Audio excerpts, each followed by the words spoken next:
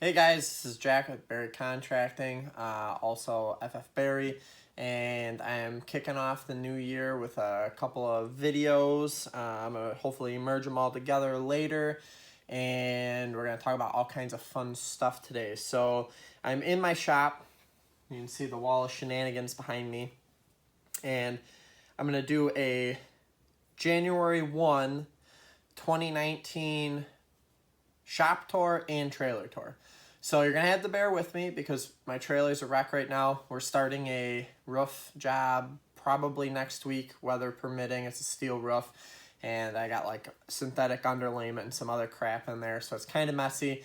But you'll have to kind of look past that and look at the bigger picture with me. And then I'm also going to show you how I've been working in here because it's not pretty. So we're gonna kick things off with the tour, and then I guess before we do the tour, I want to talk about a couple things that I got going, a couple plans that I got going, and we'll see what happens. So right now, let me flip this around for you. I have my thanks to Mr. Ron Polk, my plans for the Polk Workbench 2. So if you guys are familiar with that, that's a 4x8 table that breaks down to two chunks that are 2 foot by 8 foot, so I can store them in the trailer. I picked up a track saw in my last video, and I've been using that. I'm doing some bookcase built-ins right now for a customer, and I used the track saw to break things down. It's freaking incredible.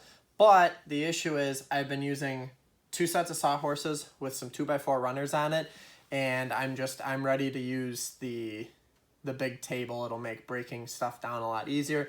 Also, if you can kind of tell what I'm working on right now, this is the Polk Total Station flipped upside down because it's not done yet. So we're going to get this finished up, and we're going to get the other bench built. I think I'm going to take them a step further, and I'm going to run some stain on them. I think I'm going to do gray on the top and bottom, and I think I'm going to do black around the sides, and I think I'm going to stain the sawhorses black as well. You guys kind of know I have some merch now, and my colors are burgundy, black, and silver, so I want to pull that into the benches and see how they look. So we're going to get building on some of that stuff today. So I got a whole bunch of videos kind of planned out. I want to take my trailer this year drawer by drawer, 1 week at a time, and maximize the efficiency in each drawer by purchasing some Kaizen foam to get all my tools organized.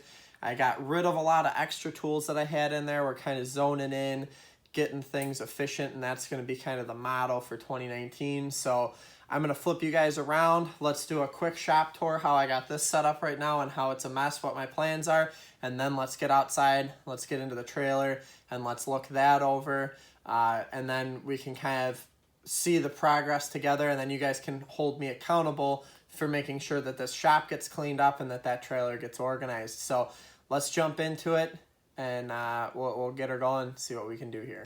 All right, so continuing on, this is the door. This is the garage fridge, and this is where the mess begins. So I have a ton of material storage just along here. This is for the current project plus past projects that I've worked on. A lot of this stuff just needs to get sorted through and junked. Like my kerosene for my fuel, or my kerosene fuel for my heater right now is in here. It's just there's just stuff everywhere. This toilet is for a bathroom remodel that's been going on at my house for like 2 years now. Good thing it's an extra bathroom. But like this whole wall is a wreck, so that's the start of it, right? Then I have some casement windows here and some other crap that probably just needs to go. I have a brand new microwave. My mother gave me that one because she had bought it new for some tenants who ended up buying one, and then there was an extra microwave, and then literally the week after I got it, I bought all new appliances for my house, and here she sits.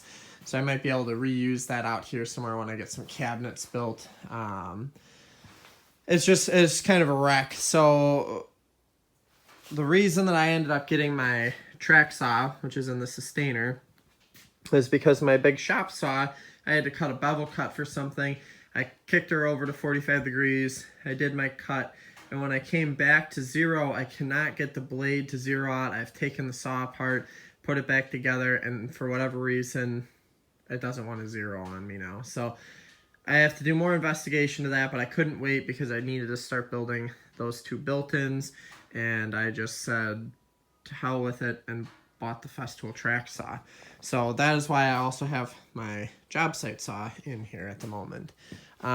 This has been my track saw station right here. I've been using these 2 2x4s as runners on here, set my sheet goods down and then cut them out with the track saw.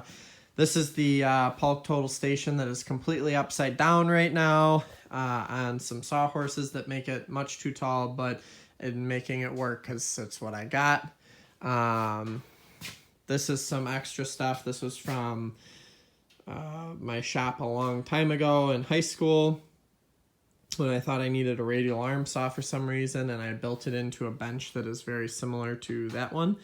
And then I took the bench apart and sold the bench, and that was sitting up at one of my mom's rental properties for some unknown reason. How it even got there, I'm not sure. And now it's here until I can get rid of it because I don't need a radial arm saw anymore. I'm pretty sure that my 10-inch Makita has the same capacity that that old Craftsman radial arm saw has.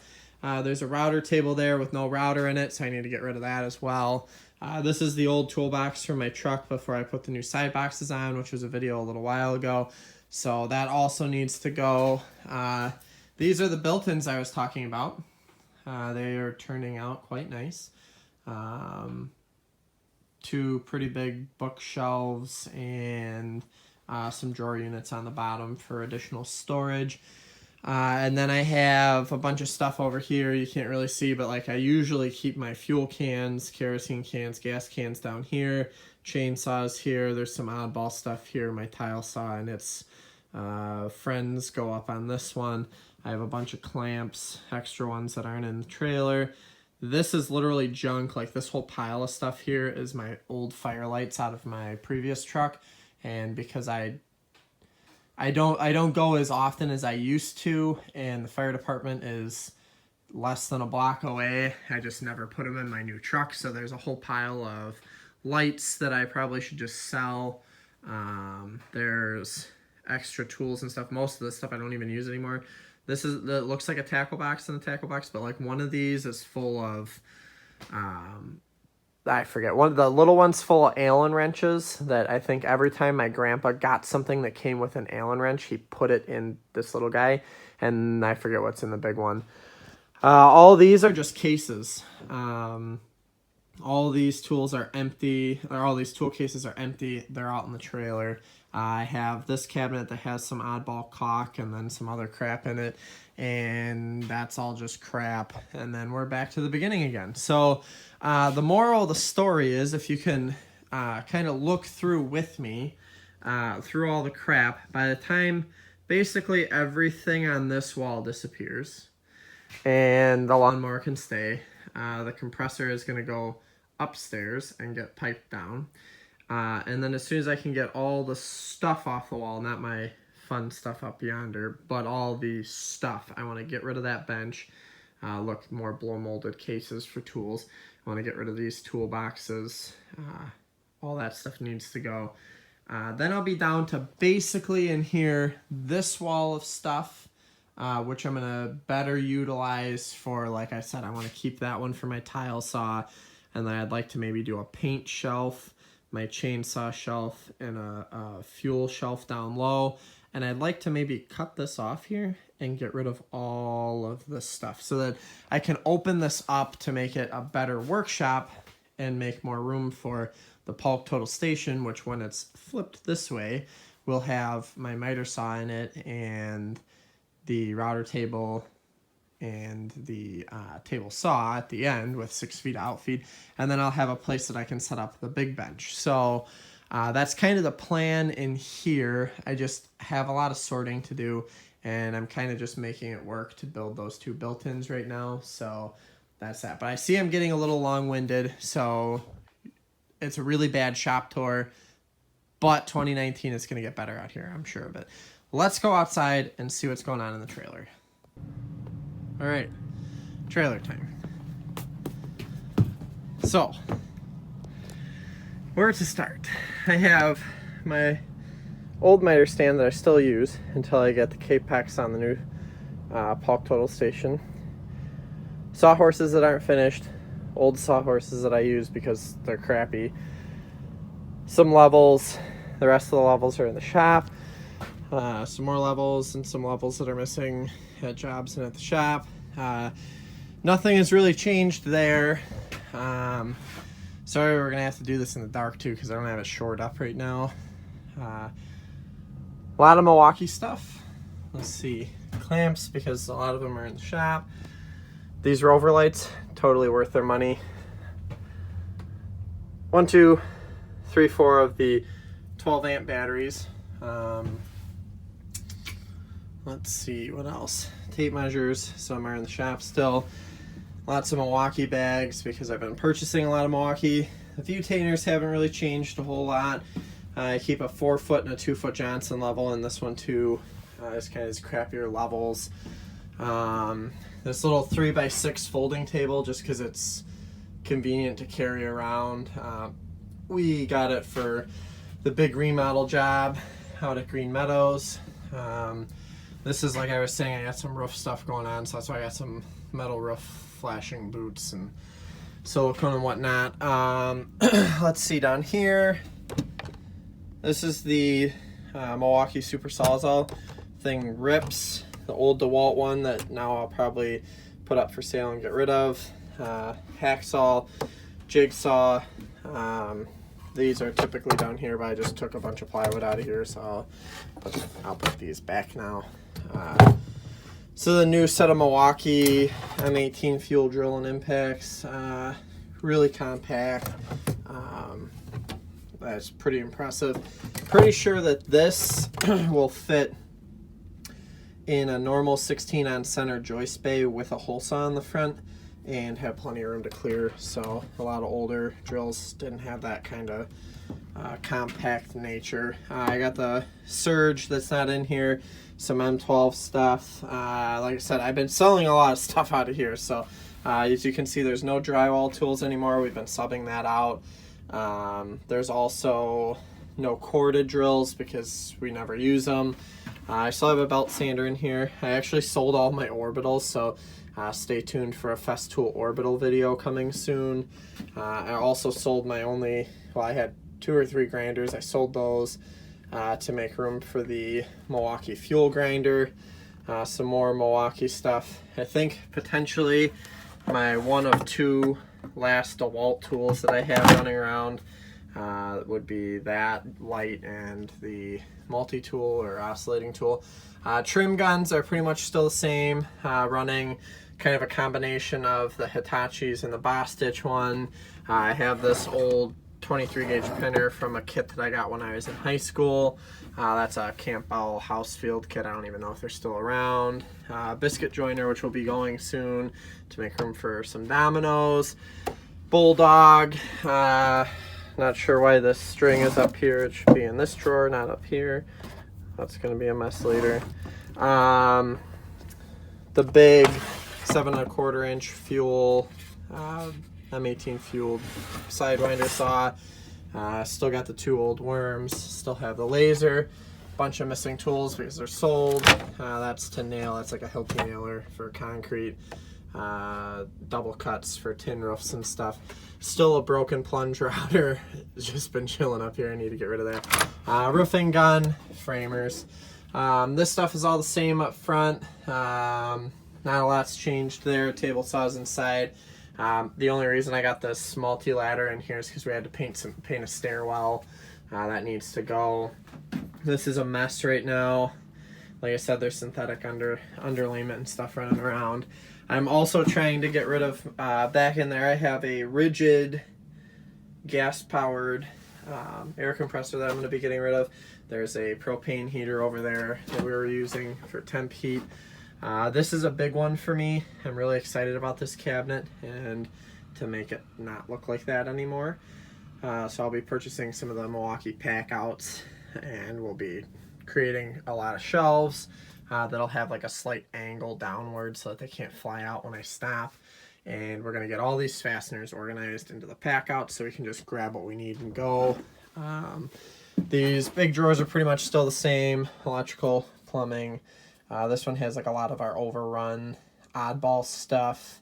So I have like hardwood guns, tapes, all kinds of random crap. PPE and tarps down there.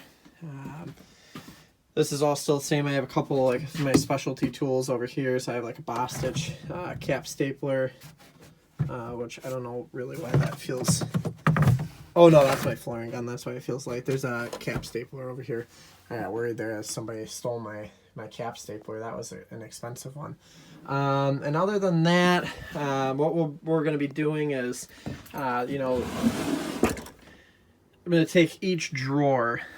Basically, I'd love to do a drawer a week, because there's like 4, 8, 12, 16, 19, 22, so like I think 27 drawers maybe, and then the 2 long ones. So that's, if I did a drawer a week, I would be, a good portion of the year. But basically what I want to do in here is just figure out a way to make it organized. So that's where the Kaizen foam is going to come into play. So we can put in a piece of foam, leave room for the handle, and then get all these tools organized. Plus, like in my layout drawer, I want to make sure that I have everything that I need layout wise. Same thing, like this is a lot of like tin snips and stuff like that, so I want to get them all.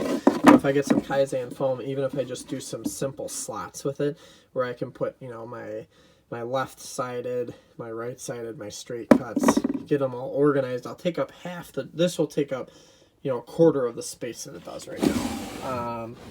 Some other plans that I have are to make some sort of a small battery cabinet that'll go up here. I've been just setting my batteries up here, but I'd like a way to set them all in somehow that I can also account for how many I have, just so that they don't end up missing and whatnot. So that's kind of the plan. I'm going to make some dividers for drawers like this, so I can have all my long bits for my Bulldog off to one side maybe. Viewtainers stored better, my hard cases like these that I use. Just try and make the clutter that moves around in a more organized fashion. This is a big one that I talk about. I'm really excited to do. I'd like to just buy a new hole saw kit that has these super aggressive hole saws in it, because these work really good for certain applications, and then have a second set of the more fine ones, and also have a set of Forstners, so that I'm pretty well rounded then for drilling holes. So certain things like that. Also, one other thing that I may or may not do for the overall trailer is maybe in the first couple weeks of the year while we're slow, I'd love to pull everything, pull all the cabinets, and then go through, pull the walls, and get some insulation tucked in the walls, some insulation tucked in the floor, and some insulation in the roof, and try and seal this up a little bit so I can heat it to keep things like this from completely going sour on me. But that's kind of some of my overarching plans. We'll see how it goes. Plus, I'd love to spend some time with the gray and black stain, and maybe pull some of that, as I disassemble some of these cabinets. Just run a quick sand on them, and then maybe do some stain on these as well, and really dress it up in here and make it really nice again.